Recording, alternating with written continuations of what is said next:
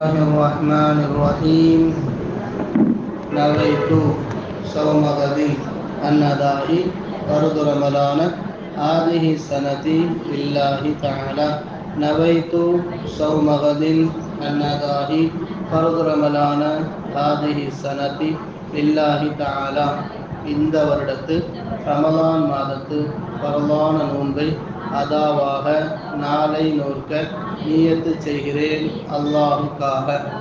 அல்ஹம்துலில்லாஹி ரப்பில் ஆலமீன் வல் ஆகிபத்து லில் முத்தகீன் வஸ்ஸலாத்து வஸ்ஸலாமு அலா அஷ்ரஃபில் முர்ஸலீன் வ அலா ஆலிஹி தய்யிபீன் வ அஸ்ஹாபிஹி த்வாஹிரீன் வல் முஸ்லிமீன் வல் முஃமினீன் குல்லிஹிம் அஜ்மஈன். அம்மா பஅத். அல்ஹம்துலில்லாஹ், அல்லாஹ்வுடைய மிகப்பெரிய கிருபையினால் நாம் இன்றைக்கு 13வது தராவீஹ் தொழுகையை நிறைவு செய்திருக்கிறோம். 16 ஜுஸூக்கள் நிறைவுற்றிருக்கிறது, கேட்டிருக்கிறோம்.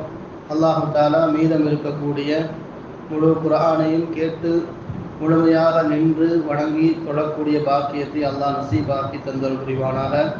அதற்குண்டான உடல் ஆரோக்கியத்தையும் மன வலிமையையும் கைகால் நல் சுகத்தையும் அல்லாஹ் வழங்கி அருள் புரிவானாக. நம்முடைய தொழுகைகளுடைய, துவாவினுடைய, நோன்புகளுடைய, ஜக்காத்தினுடைய, தான தர்மங்களுடைய பரக்கத்தினால் நம்முடைய ஹலாலான ஹாஜத்துகள், தேவைகள், துஆக்கள் எல்லாவற்றையும் அல்லாஹ் கபூல் செய்து நிறைவேற்றி தந்தல் புரிவானாக. யாரெல்லாம் என்னென்ன நாட்ட தேட்டங்களோடு நீண்ட கால நெடிய கோரிக்கைகள் எல்லாம் வைத்திருக்கிறோமோ அதையெல்லாம் இந்த ரமதான் மாதத்தினுடைய பரக்கத்தின் பொருட்டா அல்லாஹ் கபூல் செய்து நிறைவேற்றி தந்தல் புரிவானாக. எந்தெந்த பெண் மக்கள் எல்லாம் குழந்தை பாக்கியம் வேண்டி துவா செய்ய சொல்லியிருக்கிறார் அவர்களுக்கெல்லாம் சாலிஹான குழந்தைகளை அல்லாஹ் நசீபாக்குவானாக. யாரெல்லாம் குழந்தை உண்டாகி இருக்கிறார்களோ அவர்களெல்லாம் சாலிஹான குழந்தைகளை பெற்றெடுக்க அல்லாஹ் தௌஃபீக் செய்வானாக. ஆமீன். அல்ஹம்துலில்லாஹ். கண்ணியமிக்க சகோதர சகோதரிகளே, தாய்மார்களே, மூசா அலைஹிஸ்ஸலாமுடைய காலத்தில் மூசா அலைஹிஸ்ஸலாம் தவாப் செய்வதற்காக வேண்டி காபத்துல்லாவிற்கு செல்லுகிறார்கள். அங்கே போய் தவாப் செய்கிற பொழுது ஒரு மனிதரை பார்க்கிறார்கள். அந்த மனிதர் காபத்துல்லாவுடைய திரையை பிடித்து இழுத்து கதறி கதறி அழுது துவா செய்து கொண்டு இருக்கிறார். அவரை பார்த்து மூசா அலைஹிஸ்ஸலாம் அப்படியே ஆச்சரியப்பட்டு போய்விட்டார்கள். இப்படியும் ஒரு அல்லாஹுவின் மீது நம்பிக்கை கொண்ட மனிதரா, இப்படியும் ஒரு அல்லாஹ்விடத்திலே கேட்கக்கூடிய மனிதரா, ரொம்ப ஆச்சரியமா இருக்கிறதே என்று ரொம்ப நேரம் நின்று அவரை பார்த்து அவர் காபத்துல்லாவுடைய திரையை பிடித்து இழுத்து துவா செய்கிறதை பார்த்து அப்படியே பிரமிச்சு போய் அல்லாஹ்ட்ட பேசிட்டாங்க. மூசா அலைஹிஸ்ஸலாம் உலகத்திலிருந்தே அல்லாஹ்ட்ட பேசுற நபி இல்லையா? இப்ப அல்லாஹ்ட்ட பேசினாங்க, யா அல்லாஹ், என்ன யா அல்லாஹ் இப்படி துவா செய்கிறாரு, காபத்துல்லாவுடைய திரையை பிடித்து இழுத்து கதறி அழுது துவா செய்கிறார், அப்படிப்பட்ட அந்த துவாவை நீ கபூல் செய்ய வேண்டாமா?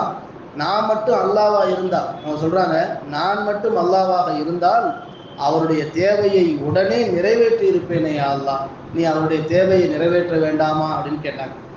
அப்ப அல்லாஹு தஆலா எல்லாத்தையும் கேட்டுட்டு சொன்னா, மூசாவே, உனக்கு வெளியிலே தெரிகிறது, எனக்கு உள்ரங்கம் தெரிகிறது.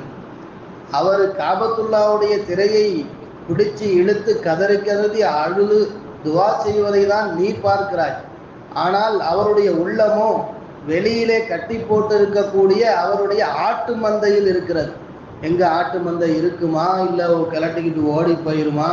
நம்ம துவா செஞ்சு முடிச்சு தவாப் செஞ்சு முடிச்சு வெளியே போறதுக்குள்ளாட்டி ஆட்டு மந்தை இருக்குமா இருக்காதா அப்படின்னு அவருடைய உள்ளமெல்லாம் ஆட்டு மந்தையோடு இணைந்திருக்கிறது.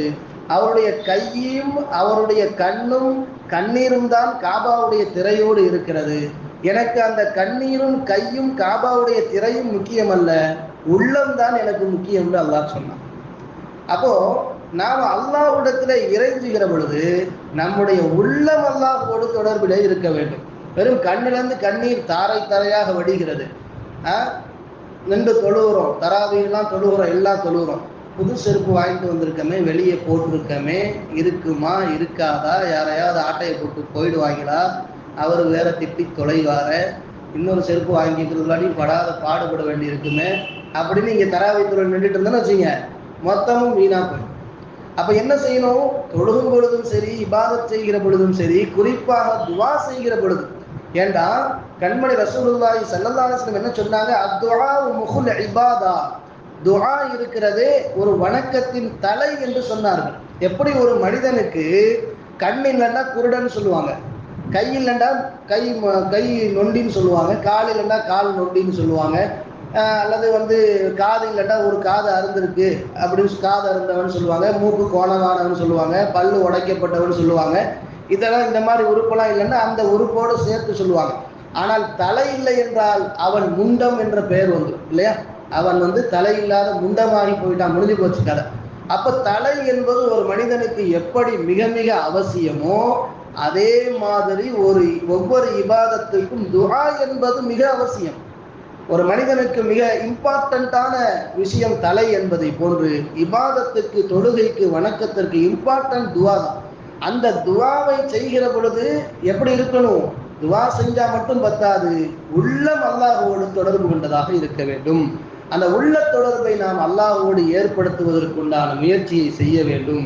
அப்படி செய்கிற பொழுதுதான் அந்த துஆ தான் வேலிவகுலான துஆவாக இருக்கும். அதாவது என்ன சொல்றது, ஒரு மதிக்கத்தக்க துஆவாக இருக்குமே தவிர வெறுமனே உள்ளத்தை வேறு பக்கம் திருப்பி வைத்துவிட்டு வாயை மட்டும், கண்ணை மட்டும், கையை மட்டும் அல்லாஹ்வின் பக்கம் திருப்பினால் அது எந்த பிரயோஜனமும் இல்லாததாக போய்விடும் என்பதை வரலாற்றிலே மூசா நபியுடைய இந்த வரலாற்று நிகழ்வு மூலமாக தெரிகிறது.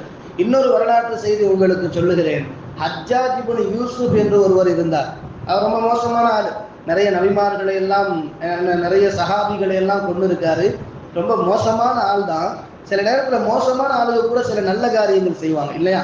அப்படி அந்த ஹஜ்ஜாஜ் இப்னு யூசுப் என்பவர் குர்ஆனுக்கு இந்த ஜபர் ஜேர் பேசலாம் இருக்கு பாருங்க, இதெல்லாம் இல்லாம தான் குர்ஆன் இருந்துச்சு. இந்த ஜபர் ஜேர் பேசையெல்லாம் போட்டது அவர் தான். இந்த மாதிரி சில நல்ல காரியங்களையும் அவர் செஞ்சிருக்கிறாரு, நிறைய கெட்ட காரியங்களும் செஞ்சிருக்கிறார். ஒரு வித்தியாசமான ஆளுன்னு வச்சுங்களேன். இவர் மன்னராக இருந்தார் பகதாத்ல. இவர் ஒரு தடவை உம்ரா செய்வதற்காக வந்திருக்கார். உம்ரா செய்வதற்கான வருகிற பொழுது ஒரு மனிதரை பார்த்தார். அவர் கண் தெரியாதவர். காபாவில் நின்றுக்கிட்டு சும்மா சாதாரணமாக துவா செஞ்சுக்கிட்டு இருக்கார். யா அல்லாஹ், எனக்கு கண் பார்வை தெரியலையே, கண்ணு தெரிஞ்சா இந்த காபாவை நல்லா அழகா பார்ப்பேனே, இன்னும் நிறைய விஷயங்களை நான் பார்ப்பேனே, எனக்கு கண் பார்வையை கொடுப்பாயாக துவா செஞ்சுட்டு இருக்கார். இந்த ஹஜ்ஜாஜ் இப்னு யூசுப் பக்கத்துல இந்த கண் தெரியாதவரை கூப்பிட்டு என்ன செஞ்சிட்டு இருக்க? இல்ல, அல்லாஹ்ட்ட கண் பார்வைக்காண்டு துவா செஞ்சுட்டு இருக்கிறேன். அப்படியா? நான் யாரு தெரியுமான்னு கேட்டார். ஏன் கண் பார்வைக்காண்டி நான் துவா செஞ்சுட்டு இருக்கேன், என் முன்னாடி யாரு தெரியுமான்னு கேட்கிறேன்? எனக்கு தான் கண்ணு தெரியாத. சரி சரி, நான் தான் ஹஜ்ஜாஜ் இப்னு யூசுப்னு அவருக்கு ஒரு மாதிரி ஆயிடுச்சு. என்னடா இவன்கிட்ட மாட்டிக்கிட்டோமே. அவன் சொன்னான், ஹஜ்ஜாஜ் இப்னு யூசுப், ஒண்ணுமில்ல, நீ அல்லாஹ்ட்ட துவா செஞ்சுட்டு இருக்க இல்லையா, நான் இப்ப தவாப் செய்ய போறேன். 7 தவாப்பு செஞ்சு முடிக்கிறதுக்குள்ள உனக்கு கண் பார்வை வரணும், இல்லைன்னா உன் தலையை வெட்டிட்டு வந்து போயிட்டான். இவருக்கு ஒரே பயம் தாங்க முடியல. ஐயையோ, என்னடா இப்படி சிக்கிட்டமே அப்படின்னு சொல்லிட்டு அல்லாஹ்ட்ட துவா கேட்க ஆரம்பிக்கிறார். யா அல்லாஹ், எனக்கு கண் பார்வையை கொடுத்து விடுவாயாக, யா அல்லாஹ் எனக்கு கண் பார்வை கொடுத்துருவாங்க. அழுது காபத்துல்லா திரையை பிடிச்சி துவா செய்யறான். இவன் என்ன செய்யறான்? ஒரு தவாப்பு முடிச்சுட்டு ஒரு தவாப்பு முடிச்சுட்டேன் சீக்கிரம் அப்படின்னு 2வது தவாப்பு போறான்.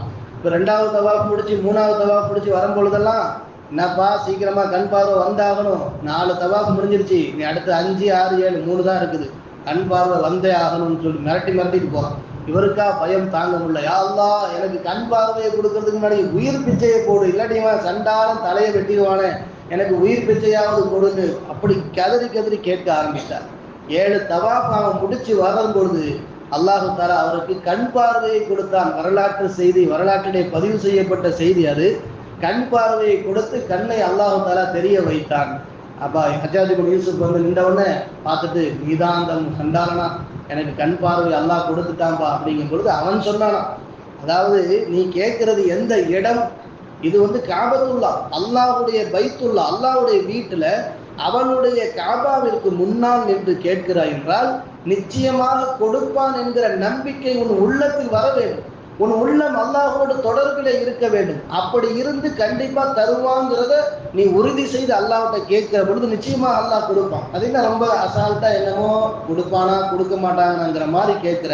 அதனால அவன் துவாவை கடினமாக ரொம்ப நம்பிக்கையோடு உறுதியாக கேட்கிற பொழுது அந்த துவா கபூலாகும்னு அவன் சொல்லிட்டு போனான். அப்ப அந்த மாதிரி நம்மளுடைய உள்ளம் எப்படி இருக்கணுங்க? அல்லாஹ்வோடு தொடர்பு கொண்டதாக இருக்க வேண்டும். அல்லாஹ்வுடைய தூதர் ஒரு ஹதீஸ்ல இப்படி சொல்லுவாங்க, இன்னல்லாஹ லா யன்துரு இலா சுவரிக்கும் வ அஜ்சாமிக்கும் வலாகின்னல்லாஹ யன்துரு இலா குலூபிக்கும். அல்லாஹ் தஆலா சொல்றான், அல்லாஹ்வுடைய ரசூல் சொல்றாங்க, இன்னல்லாஹ லா யன்துரு இலா சுவரிக்கும் வ அஜ்சாமிக்கும், உங்களுடைய உடல்களையோ உங்களுடைய தோற்றங்களையோ உங்களுடைய அழகுகளையோ நீங்க அழகா இருப்பீங்க, வெள்ளையா இருப்பீங்க, நல்லா அழகா இருப்பீங்க, நல்ல அழகான ட்ரெஸ் போட்டுக்கீங்கிறதெல்லாம் அல்லாஹ் பார்க்க மாட்டான். வலாக்கின் அல்லாஹ் யன்துரு இலா குலூபிக்கும் வ அமாலிக்கும், உங்களுடைய அமல் என்ன, உங்களுடைய உள்ளம் யாரோடு தொடர்பு கொண்டிருக்கிறது என்பதை மாத்திரம்தான் அல்லாஹ் பார்க்கிறான் அப்படின்னு ரசூலுல்லாஹி ஸல்லல்லாஹு அலைஹி வஸல்லம் அவர்கள் சொன்னார்கள். அப்ப அல்லாஹ் பார்ப்பதனுடைய உள்ளத்தை தான். அல்லாஹ் ஏழையா பணக்காரனா, இவன் நல்ல ட்ரெஸ் போட்டிருக்கானா கெட்ட ட்ரெஸ் போட்டிருக்கிறானா, அல்லது உயர்ந்த அந்தஸ்தில் இருக்கிறானா தாழ்ந்த அந்தஸ்தில் இருக்கிறானா என்ற எதையுமே அல்லாஹ் பார்க்க மாட்டான். அல்லாஹ் பார்ப்பதெல்லாம் உள்ளத்தை தான். அப்படிப்பட்ட அந்த உள்ளத்தை நாம் அல்லாஹ்வோடு தொடர்பில் கொண்டு போய் சேர்க்க வேண்டும். அப்படி அல்லாஹ்வுடைய தொடர்பிலே நம்முடைய உள்ளம் இருக்கிற பொழுது, நம்முடைய உள்ளத்தில் அல்லாஹ்வை குடியமர்த்துகிற பொழுது, நிச்சயமாக நாம் கேட்கிற எந்த துஆவும் நாம் செய்கிற எந்த அமலும் அல்லாஹ்விடத்திலே கபூல் செய்யப்பட்டதாக பரிபூர்ணத்துவப்பட்டதாக ஆகும். அப்படி இல்லாமல் நம்முடைய உள்ளம் ஒரு பக்கம், நம் அமல் ஒரு பக்கம், நம் உள்ளம் ஒரு பக்கம், துவா ஒரு பக்கம் என்று இருந்தால் நாம் செய்கிற எந்த துவாவுக்கும் எந்த அமலுக்கும் எந்த பிரயோஜனமும் இல்லாமல் போய்விடும் என்பதை நினைவில் வைக்க வேண்டும். எனவே தொழுகிற பொழுது நாம் எப்படி இருக்கணும்? அல்லாஹ்வோடு உள்ள தொடர்புடையவராக இருக்க வேண்டும். நபிமார்களும் சஹாபிகளும் இறைநேச செல்வர்களும் தன்னுடைய உள்ளத்தை அல்லாஹ்விற்காக வேண்டி அர்ப்பணித்தார்கள். அல்லாஹ்வுடைய தொடர்பிலே தன் உள்ளத்தை ஏற்படுத்தினார்கள். அதனால்தான் இன்றைக்கு வரைக்கும் பெயர் பெற்று விளங்குகிறார்கள். அப்படிப்பட்ட அல்லாஹ்வோடு உள்ள தொடர்பு கொண்டவர்களாக நம்மையும் அல்லாஹ் தஆலா ஆக்கி அருள் புரிவானாக. நம்முடைய துஆக்களையும் நம்முடைய எல்லா நல்ல அமல்களும் அல்லாஹ்வுக்கென்றே இஹ்லாஸாக அவருடைய நினைவோடு செய்யப்பட்டதாக அல்லாஹ் தஆலா ஆக்கி அருள் புரிவானாக.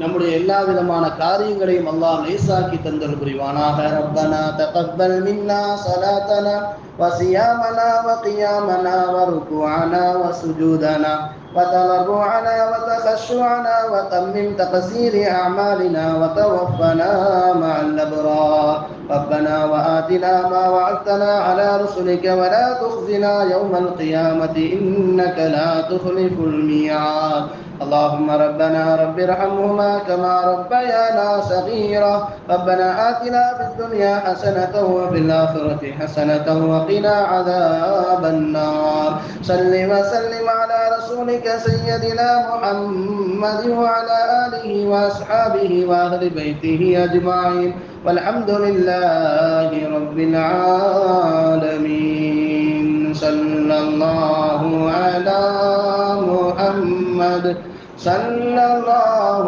عليه وسلم صلى الله على محمد صلى الله عليه وسلم صلى الله على محمد يا ربي صل عليه وسلم. وعليكم السلام ورحمة الله وبركاته.